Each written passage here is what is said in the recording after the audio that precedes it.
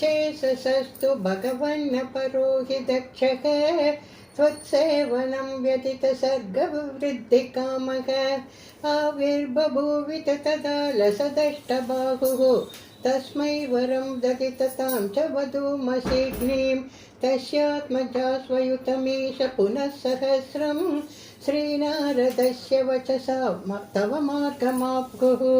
नैकत्र वासं ऋषये स मुमोच शापं भक्तोत्तमस्मृशिरनुग्रहमेव मेने षष्ट्या ततो द्रुहितृविसृजतः कुलौ गाने दौहित्रसूनुरत तस्य स विश्वरूपः तत्स्तोत्रवर्मितमजाभयदिन्द्रभासौ देवप्रदीयमहिमा खलु सर्वजैत्रः प्राक्षूरसेन विषये किल चित्रकेतुः पुत्राग्रही नृपतिरङ्गिस प्रभावात् लब्धैकपुत्रमत तत्र हते सपत्नी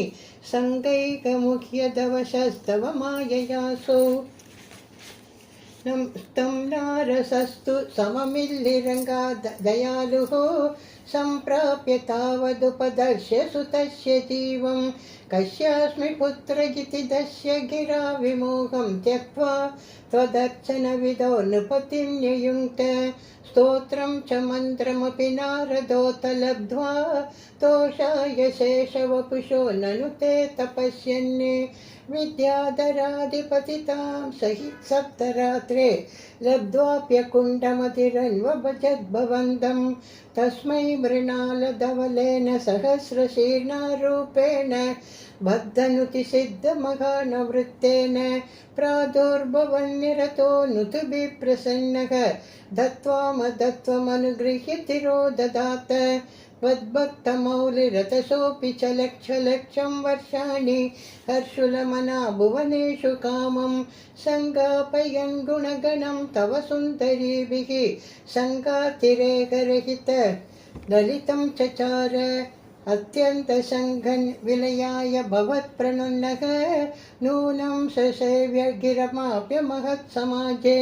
निस्सङ्गमञ्जककृतवल्लभमङ्गराजिं तं शङ्करं परिहसन् उमयाभिषेपे निस्सम्भ्रमं स्वयमयाचित शापमोक्षः वृत्तासुरत्वमुपगम्य सुरेन्द्रयोधी भक्त्यात्मतत्त्वकथनैः समरे विचित्रं शत्रोरपि भ्रममपास्य गतपदं ते त्वत्सेवनेन दितिरिन्द्रवदोद्यतापिः तान् प्रत्युतेन्द्र सुहृदो मरुतालयेश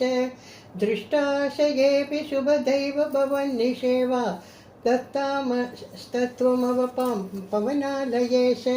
श्री सर्वत्र गोविन्द नाम संकीर्तनं गोविन्द गोविन्द।